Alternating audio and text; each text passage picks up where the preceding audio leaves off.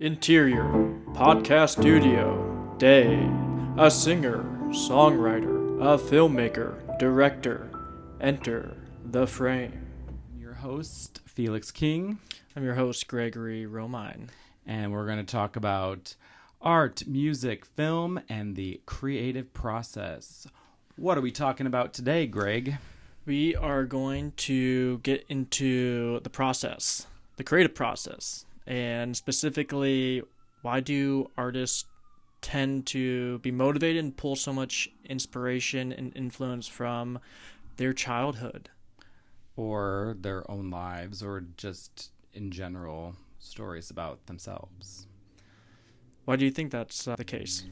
Well, I think I have a couple of things to say. One, the first one that I will say is sometimes as an artist, when you make, like, let's take a song, for example, and you make a song that's about your own life, people can take that song, like, really literally. So one example is one of the songs I wrote was, like, about a specific time in a relationship that had some conflict, but, like, we're not in that moment anymore, and that was, like, such a small point in time. But when I showed some of my friends and family the song, they're like, is your guys' relationship okay? And I'm like, yeah, it's fine. Like, well, the song makes it seem like it's not. I'm like, not everything that you make. Yeah, it's not up to date, you know?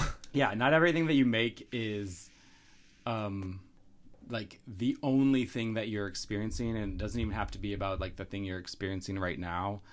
And a lot of times it's exaggerated because if, you know, we only wrote about our day-to-day life, there's not a lot of, like, drama or tension or great storytelling about, you know, making food for your partner or going to work or coming home. Like, there's only so much you can say about that. So you find the moments where you had a struggle or you had a conflict and you write about that, and then you try to, like, exaggerate it to make it, like, universal, and that is an experience everyone can feel. But yeah, sometimes the music you write can offend people because it's about your own life. And I was working with one of the artists that I work with, Stephanie Joyce, and she was having some of those same problems where it's like the album she wrote was kind of about some of the darker moments in her life, and, like, nobody in her life now, like, knows these things about her, and she was scared to, like,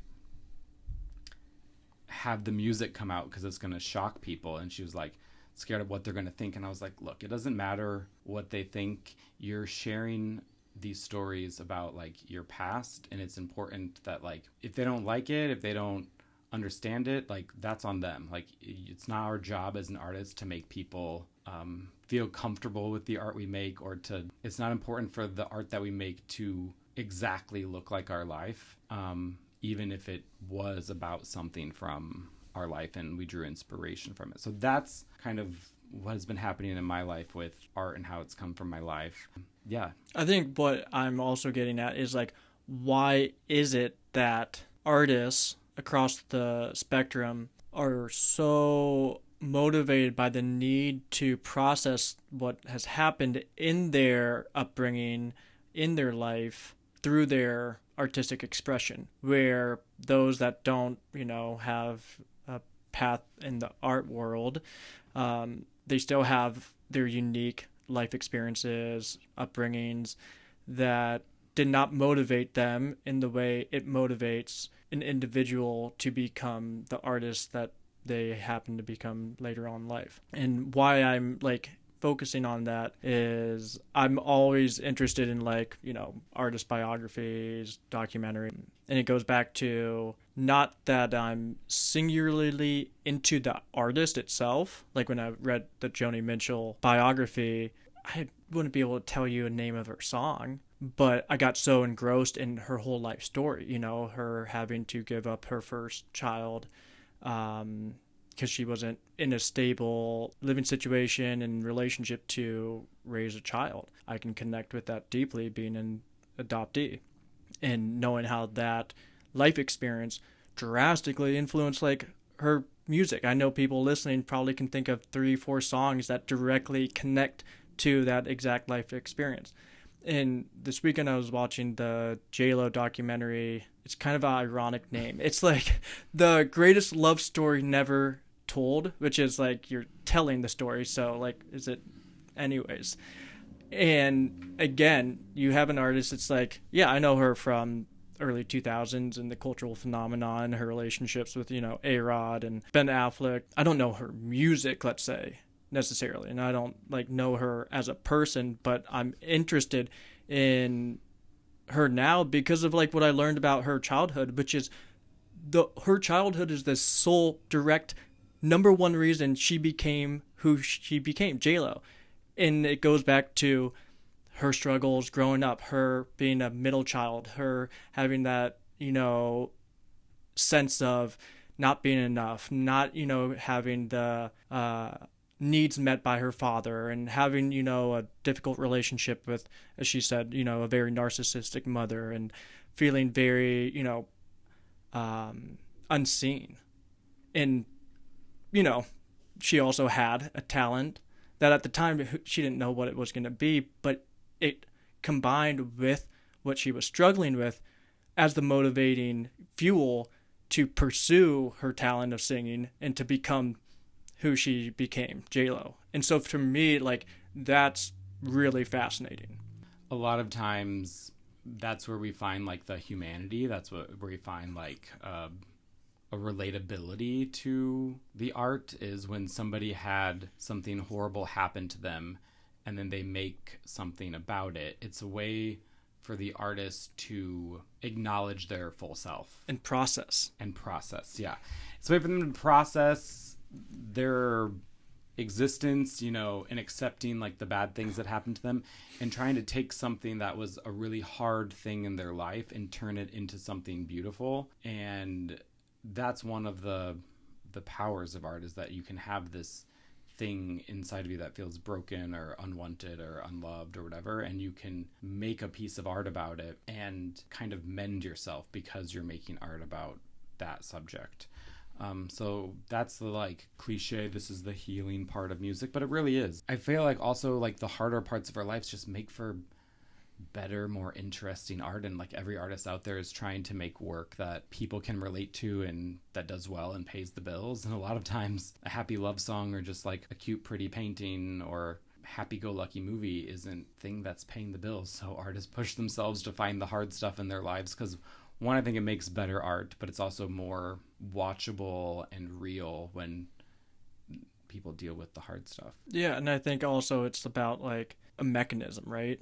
Like, I had this conversation with my therapist a couple weeks ago where it's like, oh man, I think we're getting somewhere tectonically shifting. I don't know if I want to, get into this right now, relating with like my sense of like belonging in my adopted family and then into my like step family, which is a complicated situation to think about. I was like, I want to put this on hold for a second.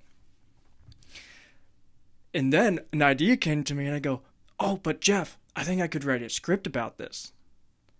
And he kind of leans back and he digests what in the moment I didn't pick up on, which was how much I use my own art as a storyteller in the form of, screenwriting and films to be a safer space to process what is overwhelming, too hard, and just might not be at a kind of emotionally developed place in my life to really process it in a more kind of like, talk therapy, psychoanalytical way where, if I put it in a story and I package it, I can put it in a frame and it's safe over there. It's easier to go through. And I think that's evident in my film that's coming out, which, we've talked about, of grief and the rage that builds from the grief of, losing a parent or losing someone very important in your life. Yeah, obviously I wrote a story to help kind of process that versus having it be more of a direct kind of one-on-one conversation.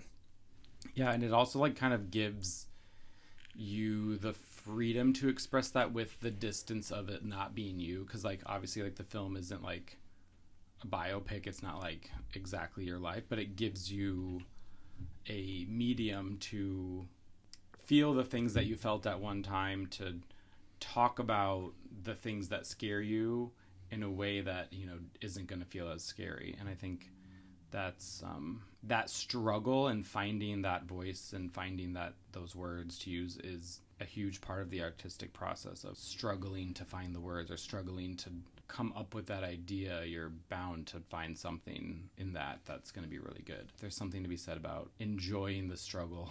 Yeah, I'm thinking of like, is there a moment you can go back to of where you had that kind of connection of, oh, this is going on in my life in the moment, not wanting to address it maybe in, again, that kind of, direct one-on-one way, but hey, I can use the back door of my creativity and I can put it into a song. Can you think of a song? I mean, a lot of my songs are that. Like, a lot of my songs have to do with rejection or insecurity.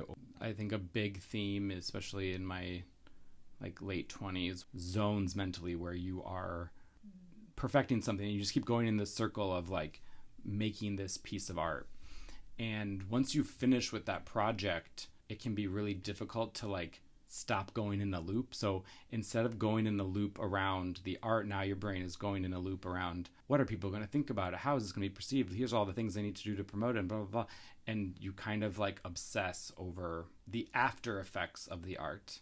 And so we should do an obsession. A follow-up episode about obsession and the way the artist's brain is really wired to obsess about something, and the artists that end up being really successful are able to keep that obsession on their art and usually have some sort of team to help them with all the other things so that they don't... That bell, what is that bell? That's I need to leave because I actually have therapy. All right, well, have fun at therapy. Thank you for tuning into The Frame. Stay tuned for our follow-up on obsession. Until next time.